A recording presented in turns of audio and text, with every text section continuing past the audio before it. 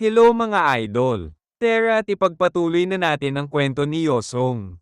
Sa pagpapatuloy, sa Jongnam Sect Medicine Room ay nagising na si Yosong, nagtataka siya kung paano siya napunta sa lugar na ito, ang huling naalala niya ay yung nagulantang siya nang malaman na nandun pala si Soso nung kinakalaban niya ang clone ni Tae Gongchon. Nakangiti na sinabi ni Soso na dinala siya dito pagkatapos nito himatayin, masaya siya nang makitang maayos na si Yosong, samantalang si Giho ay nagtataka pa din sa nangyari kay Yosong, sinabi nito na marami ang mga bagay-bagay na nangyayari sa labas habang ikaw ay masarap ang tulog. Nagtatakang tinanong ni Yosong kung ano ang mga nangyayari, sinabi ni Soso na sa hindi inaasahan ay nakapasok ang First House of Chaos sa barrier na ginawa sa bundok ng pagsusulit, sa ngayon ay iniimbestigahan na ito ng lahat ng sekta. Nakita ni Yosong na may mga iba din na pasyente sa kinaroroonan niya, habang si Taegyeong ay parang bata na umaaray habang ginagamot, pinaliwanag ni Soso na maraming mga napinsala sa pag-atake ng House of Chaos, si Taegyeong naman ay galit na pinapagalitan ang gumagamot sa kanya, sinasabi niya na ilang beses na niyang sinasabi na nasasaktan siya. Nadidismaya si Yosong sa pinapakita ni Taegyeong na pagpapagalit sa gumagamot sa kanya, dismayado din siya na minor injury lang ang natamo nito, subalit napagtanto niya na mukhang hindi umalis ng tahimik si Gyeonghon, hindi natuloy siya sigurado kung talaga bang binati lang siya nito kaya nagpakita sa kanya, naiirita din siya na kailangan pasirain ni Gyeonghon ang barrier ng mystical illusion at nagawa niya ito ng napakadali, mabuti na lang na dalawang administrador at si Taegyeong lang ang nasaktan sa pagpasok nito, kung nagkataon na si Gyeonghon bukli ito ng dati niyang buhay, sigurado siya na wala itong iiwan na buhay, lahat ng makita nito ay agaran niyang papatayin, kasama na siya. Nagpaalam na si Giho at Soso, sinabi ni Soso na sabihan na lang sila kapag aalis na si Yosong, ang iba nilang taday si Polo ay nag-iintay lang sa labas. Habang papalabas ang dalawa ay nakasalubong nila si Master Bongnam habang ito ay tatango kay Yosong, tumatawa na kinausap niya si Yosong, sinabi nito na buti naman ay gising na ang ating bida. Nagulantang si Yosong nang makita si Master Bongnam, tinanong niya ito kung ano ang ginagawa nito dito. Nagalit si Master Bongnam habang sinasabi na kailangan nito rumespeto, ayon naman kay Yosong na naghirap siya ng sobra ng dahil sa matanda, ayon pa sa kanya na dapat hindi ito basta-basta pumapasok lang dahil bawal sa lugar na ito ang outsider, pwede siya maparusahan sa panghihimasok nito, ayon naman kay Master Bongnam na nakatira lang naman siya sa malapit, kaya hindi naman masama ang maglakad-lakad muna para makapag-relax. Habang tinitignan ni Yosong si Master Bongnam ay nagtataka siya kung bakit hindi ito pinapalayas ng mga gwardiya samantalang natural na pinapalayas agad ang mga pulubing mga tao, ayon kay Yosong na mukhang iba tignan ang itsura ngayon ni Master Bongnam kaysa nung nagkita sila dati, maniniwala na daw siya kung sakaling sabihin nito na ang edad niya ay nasa 40 pa lang, natuwa si Master Bongnam sa mga narinig niya, ayon sa kanya nabuti na lang napagtanto na ni Yosong na magaling talaga siya pagdating sa pormahan, nanggaling din sa lugar ng Chongo ang kasuotan niya. Sama na lang si Yosong ay patuloy na pinagmamasdan ng stats si Master Bongnam, alam niya na itinago na naman nito ang tunay niyang lakas, hindi pa rin siya makapaniwala na lagpas ng 100 taon ang matanda na ito, hanggang ngayon ay nagtataka siya kung sino ba talaga ang matanda na ito, sa dati niyang buhay ay wala pa siyang narinig na tao na nagngangalang Bongnam Jium, at habang nag-iisip ay biglang nag-activate ang electrified status effect niya, makikita natin ang pagkakuryente sa buong katawan niya, sa ngayon ay may 17 hours pa bago mawala ito, naiinis siya sapagkat paano niya nagawang makalimutan na may pabugso-bagsong sakit pala na umaatake sa kanya, at habang natutulala siya dahil sa sakit ay biglang binitukan siya ni Master Bongnam na kinagulat ni Yosong, nagalit ito habang sinasabi na nagpakita lang pala ang matanda para batukan siya. Depensa naman ni Master Bongnam na dapat ay tigilan na ni Yosong ang pagrereklamo nito na parang bata, tinignan na niya ang kondisyon ng katawan nito, at naglipat ng ilan sa kanyang essence sa likod ng ulo niya, nagtaka si Yosong kung anong essence ito, ayon naman kay Master Bongnam na siguro ay naramdaman na nito na nawala na ang sakit ng electrified status effect maliban sa sakit ng pagbatok niya. Habang tinitignan niya ang kamay niya ay napagtanto niya na tama nga si Master Bongnam, tuluyan na nga nawala ang sakit ng electrified status effect, biglang may lumabas na notification na back to normal na ang status effect niya. Hindi makapaniwala si Yosong na ganon-ganon lang nawala ito, kung alam niya lang ay sana ay sinundan na niya ang matanda sa umpisa pa lang. Tinanong ni Master Bongnam na kung mas maayos na ang pakiramdam ni Yosong. Ang essence na pinasa niya ay nakatulong para sa sirkulasyon ng ki ni Yosong, ang mga nakaharang sa daluyan ng ki nito ang nagpapahirap sa kanya, kaya dapat ay mas iingatan na nito ang sarili simula ngayon.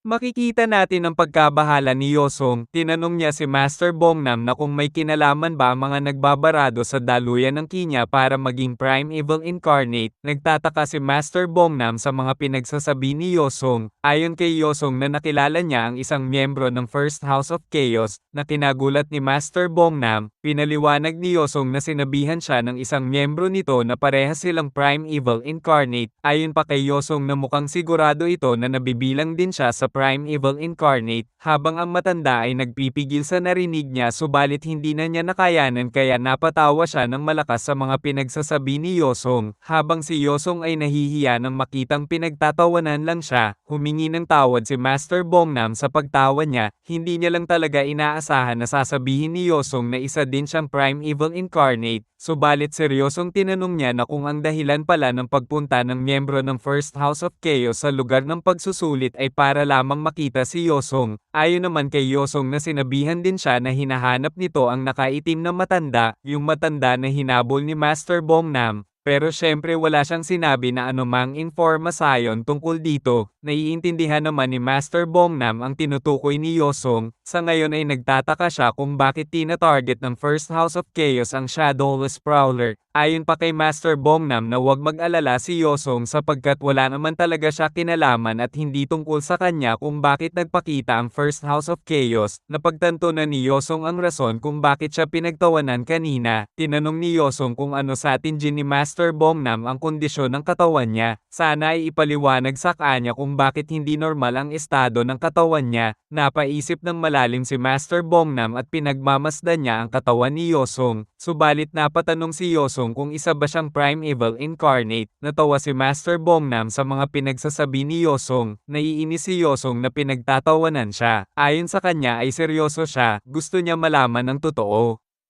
Ayon kay Master Bongnam na pinanood niya ang lahat ng pagsusulit na ginawa ni Yosong, nakita niya din na ito ang nakakuha ng first place sa unang pagsusulit at second place naman sa pangalawang pagsusulit. Nakabuo din ito ng bagong pamamaraan mula sa kanyang panlilinlang at nagbalik pa ng markadong bandila. Kung sabay nating isasaalan-alang ang lahat ng mga katotohanan ito ay maaari kang maging isang Prime Evil Incarnate. Nagulat si Yosong sa narinig niya.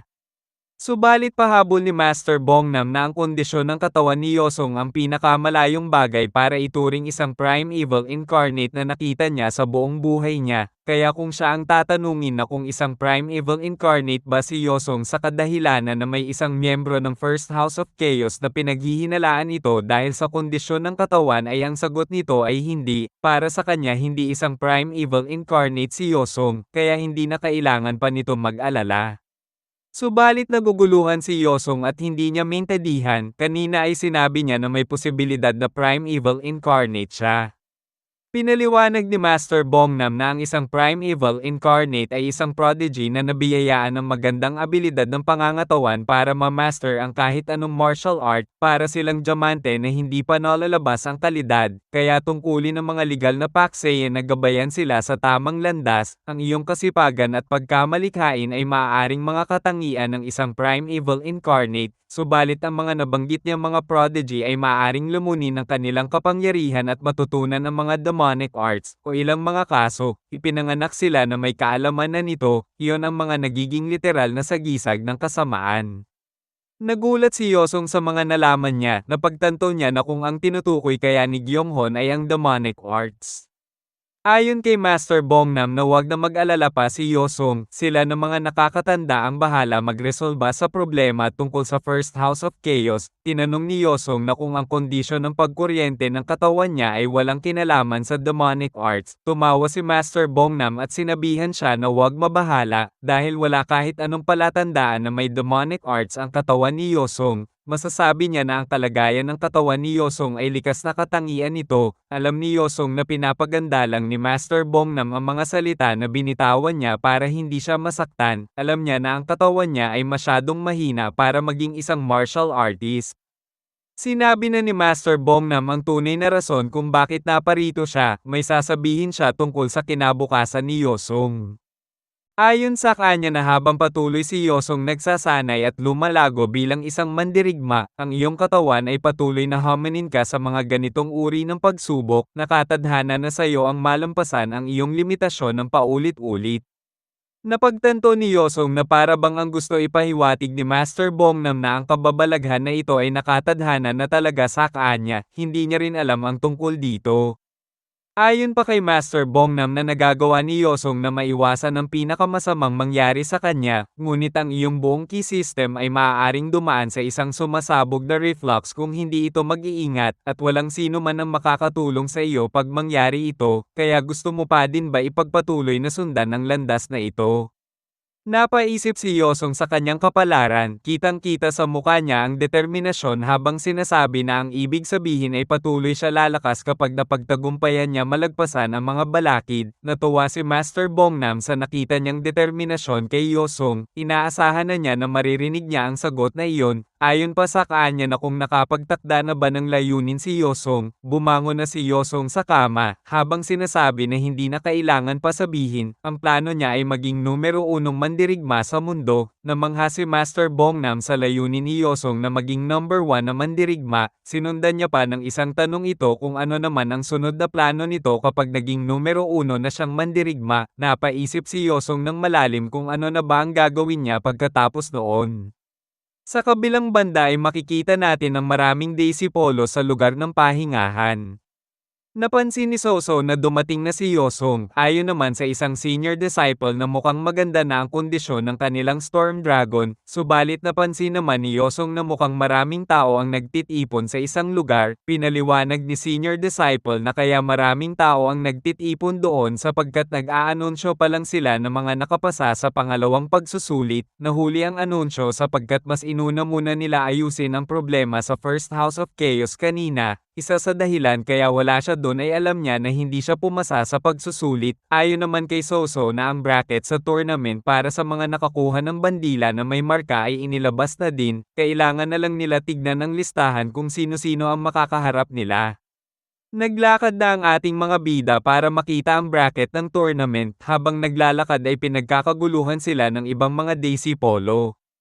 Nagulat si Yosong sa nakita niya, samantalang si Soso naman ay dismayado na makita na ang benepisyo lang pala ng pagiging first place niya sa pangalawang pagsusulit ay ang hindi na lumaban sa first round. Habang tinitignan ang listahan ay dismayado si Yosong na kabilang si Taegi Jong, ang akala niya ay bumagsak na ito.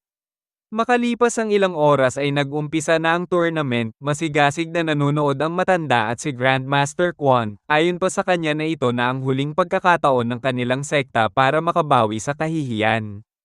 Tradisyon na para sa Murem High Lord na masaksihan mismo ang huling pagsubok ng Dragon Phoenix exam, kung aling mga pagsusulit ng Dragon Phoenix ang masasaksihan ay palaging nasa High Lord ang desisyon. Dahil ang mga lugar na pipiliin nilang bisitahin ay palaging kakaiba at hindi mahuhulaan. Maging ang mga opisyal ng Higher Institute of Murem ay hindi alam kung saan sila maaaring magpakita. Sa training hall kung saan ginaganap ang pangatluwang pagsusulit ng Dragon Phoenix exam ay makikita natin na maraming tao ang nanunood. Sa ngayon ay ang naglalaban ay si Gihon ng Chonbong Academy laban kay Songchu ng Mount Wasek. May dalawang manunood ang nag-uusap, tinanong ng isa kung sa tingin niya ba daw ay dadalaw ang High Lord ng Alliance ngayong taon sa CMSO, subalit tugon naman ng isa na malabo bumisita ito sapagkat nagkaroon ng insidente tungkol sa pag-atake ng First House of Chaos. Pahabol pa niya na tignan nito ang upuan sa gitna, makikita niya na bakante ito kaya malabo na bumisita ang High Lord ngayon sa CMSO.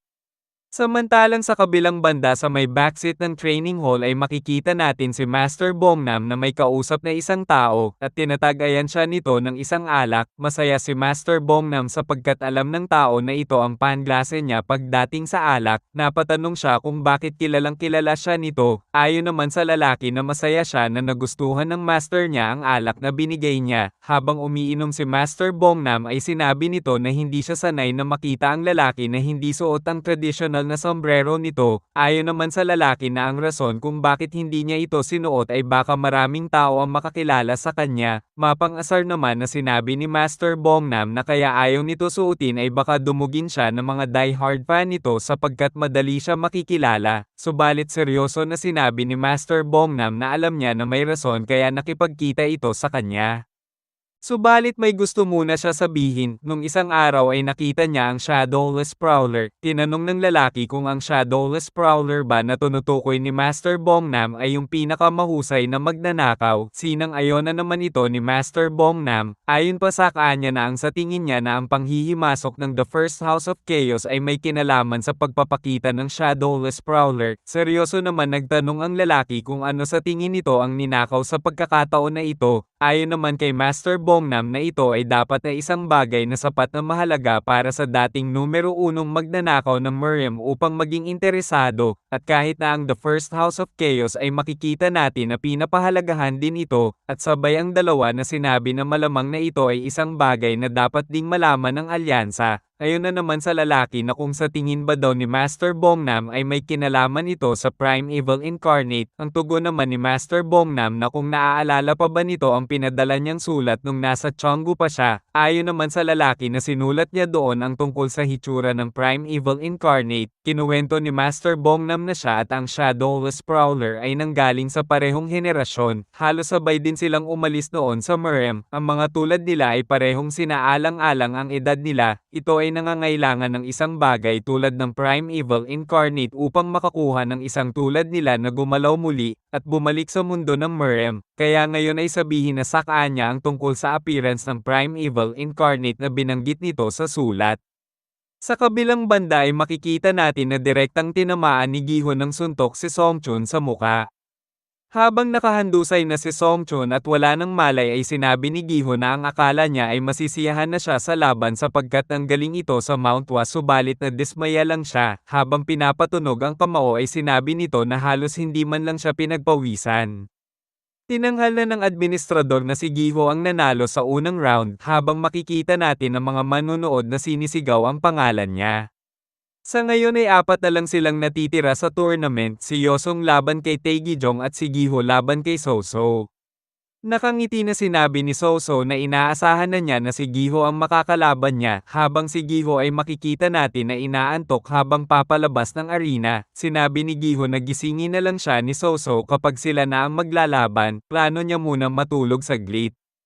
Habang papaalis na si Gi-ho para humanap ng tutulugan ay sinabi ni Yosong na mas maigi na mag-antay na lang si Gi-ho sapagkat hindi naman magtatagal ang laban niya, habang si So-so naman ay dismayado lang na sinang-ayonan si Gi-ho. Ayon naman kay Gi-ho na tulad ng sinabi niya noon na ang pagtulog ay basic human need, at saka buong gabi din sila gising kahapon kaya kailangan niya ng konting pahinga. Wala na lang masabi si Yosong kay Gi-ho at sa basic human need nito. Tuluyan nang umalis si Gi-ho para matulog, samantalang ayon kay So-so na hindi dapat siya matalo sa isang tulad ni Gi-ho. Tinawag na ng administrador ang unang maglalaban sa second round, at ito ay si Yosong Dan ng Chonbong Academy laban kay Taegijong ng Jongnam-sek. Habang papasok sa arena ay sinabihan ni So-so si Yosong na ipakita niya sa kalaban nito kung gaano siya kalakas. Nakangiti na sinang-ayon na naman ito ni Yosong, habang si Taegijong naman ay galit na galit gustong manakit habang tinitignan si Yosong. Ayon sa kanya na sinwerte lang ang ating bida nung huling paghaharap nila dahil sa may Noki alam. Pero ngayon ay ipapakita niya kung gaano siya kalakas. Binati na ng dalawa ang isa't isa hudyat na malapit na mag-umpisa ang laban. Sa isip-isip ni Yosong na kung hindi lang Noki alam si Gyeonghon Bukli ay sana binugbog na niya ng paulit-ulit ang maingay na bunganga nito. Tinaas na ng administrador ang kamay niya para ihayag na umpisahan na ang laban. Agaran na sumugod agad si Yosong at sa bilis nito ay nabigla si Taegyeong sapagkat sa isang iglap ay nasa harap na niya ang kamao ni Yosong. Bago pa man tumama ang kamao ni Yosong ay bahagyang naiwasan ito ni Taegyeong subalit nadaplisan pa rin siya na kinagulat niya sapagkat hindi niya inaasahan na ganto pala kabilis ang ating bida at habang nasa oras siya ng pagkabigla ay agaran naman na naglunsad ulit ng atake si Yosong gamit ang siko niya na sinubukan paharangin ni Taegyeong subalit sa lakas nito ay direktang tinamaan pa rin siya sa may bandang bibig. Habang naka-atras ng konti si Taegyeong ay makikita natin ang malaking pinsala na natamo niya sa atake ni Yosong. Nagagalit ito na sinabihan si Yosong na kung kilala ba nito ang kinakalaban niya, sabay gamit ng footstep technique niya na Northern Celestial Steps at biglang nakalipat agad ito sa likod ni Yosong. Sinundan niya pa ng isang technique na Asher Heavenly Palm sabay longsad ng atake na tatama sa likod ni Yosong, subalit kitang-kita sa mata ni Yosong na napansin niya ito. Sabay iwas sa atake at sinasabihan niya si Taegyeong na hindi niya kailangan ng isang magarbong bagong teknik o kaya mga kaalaman na nanggaling sa dati niyang buhay para manalo laban sa isang katulad nito. Sabay nag-counter-attack siya at balak niya ito suntok suntokin sa tagiliran na kinabahala naman ni Taegyeong. Sabay direktang tumama ang mga atake ni Yosong na kinasigaw ni Taegyeong sa sakit na natamo niya, habang umaatres ito at halos matutumba na dahil sa sakit na nararamdaman niya, ay nilinggan niya ang kanyang master at napansin niya ang dismaya sa muka ni Grandmaster Quan, habang si Grandmaster Quan naman ay sumasakit na ang ulo niya sa kahihiyan na nakikita niya sa Daisy Polo niya. Napansin naman ito ni Yosong, at habang nakatingin kay Grandmaster Quan ay napagtanto niya na nawawala ang focus sa laban ni Taegyeong sa kanya dahil sa Grandmaster ng Jongnam Sect. Napagtanto ni Yosong na ang pinaka-goal talaga ni Taegyeong ay ang mapahanga nito ang kanyang master. Nagagalit si Taegyeong habang nakatingin kay Yosong, para sa kanya ay dapat hindi ganito ang nangyayari. Sa isip-isip naman ni Yosong na napagtanto na niya kung bakit masyadong obsessed si Taegyeong sa mga flashy technique kaysa paghusayin ng pangunahing kaalaman nito. Tinanong ni Yosong si Taegyeong kung gusto pa ba nito ipagpatuloy ang laban. Nagagalit naman na sumagot ito na syempre gusto niya pa sapagkat ang mga atake ni Yosong ay balewala lang sa kanya. Biglang ginamit na niya ang isa pa niyang teknik na Golden Flight na sa sobrang galit nito ay nag-ala Vegeta na ito ng Dragon Ball habang pinalilibutan ng gintong aura, sabay sugod ng mabilis kay Yosong habang sinasabi na itigil ni Yosong ang pagiging mayabang nito, at sa sobrang bilis niya ay malapit na itong tumama kay Yosong. Subalit makikita natin ang ating bida na nakatayo lang at hindi man lang nababahala, sabay gamit ng isang kamay niya para pigilan ng walang kahirap-hirap ang atake na ginawa ni Taegyeong, habang makikita natin ang gulat sa mukha ni Taegyeong, at hindi siya makapaniwala na napigilan lang siya ng ganon-ganon lang, habang si Yosong naman ay nakapikit na sinasabi nito na kinikilala niya si Taegyeong sa kakayahan nitong matuto ng napakaraming teknik sa murang edad, subalit kailangan nito bumalik muna sa pagpapalakas ng pangunahin nitong kaalaman bago pa ang iba pa, kung gusto talaga nito ang mas lumakas pa, at kapag nagawa na niya ito ay saka na lamang ito makipaglaban sa kanya. Habang makikita natin ang galit kay Taegyeong at lalo niya pa pinapalakas ang teknik niya at sinasabihan niya si Yosong na tumahimik sapagkat walang karapatan na magsalita ang basurang tao na nanggaling sa basurang academy, sabay sinuntok na ni Yosong ang maingay na mayabang na bobo na si Taegyeong na direktang tumama sa tiyan nito, at sa lakas nito ay halos lumabas na ang kamao ni Yosong sa likod ni Taegyeong. Ayon kay Yosong ay nahulaan na niya na iyan ang itutugon sa kanya nito, at sa sobrang lakas ng suntok ni Yosong ay namuti ang mga mata ni Taegyeong at umuubo ito na halos masuka na, sabay napaluhod ito at tuluyan ng bumagsak. Lumabas na ang notification na nagtagumpay si Yosong sa mission na talunin si Taegyeong ng 3 beses sa Dragon Phoenix exam, at makakatanggap siya ng martial art technique na Thousand Army Swing. Inanunsyo na ng administrador na si Yosong Dan ang nanalo sa laban, habang makikita natin na umaalis na si Grandmaster Quan dahil sa kahihiyan na pinakita ng Daisy Polo niya. Habang tinitignan ni Yosong ang natapos niyang mission ay tinignan niya kung para saan ang reward na natanggap niya, sa ngayon ay may level 1 na siyang Thousand Army Swing. Sa kabilang banda ay napahanga ang lalaki sa pinakitang lakas ni Yosong sa laban. Tinanong naman ni Master Bongnam na kung sa tingin niya na hindi si Yosong ang Prime Evil Incarnate sa CM So na tinutukoy nito kanina. At ang lalaki na ito pala ay ang Merem High Lord. Sinabi ni Merem High Lord na huwag munang maingay sapagkat isa na rin si Yosong sa mga tao na kailangan nilang subaybayan. Sa ngayon ay hindi pa sila sigurado sapagkat kamakailan lang ito lumakas. Tinanong na ni Master Bongnam na kung sino ang pinaghihinalaan nito na kabilang sa Prime Evil Incarnate na natagpuan niya sa CMSO, sapagkat napakaraming talentadong individual sa CMSO, kabilang na ang Mount Wasek na may kilalang mga Daisy Polo na si Chorang Yung at Jung Myung, gayon din sa iba pang mga academy sa CMSO. Ayon kay Merem High Lord na alam niya na ang mga prodigy na ito ay makikilala balang araw sa kasaysayan ng Merem, subalit may dalawa lamang na batang mandirigma na kailangan ni Master Bongnam na makipag-ugnayan. Nagulat si Master Bongnam na dalawa ang Prime Evil Incarnate na tinutukoy ni Merem High Lord sa CMSO. Ngunit sigurado siya na ang isa dito ay si Chorang Yung, na agara naman sinang ayon na ni Merem High Lord na si Chorang Yung nga ng Mount Wasek ang isa, at ang isa pa sa pinaghihinalaan niya ay si Gihujiang ng Chonbong Academy.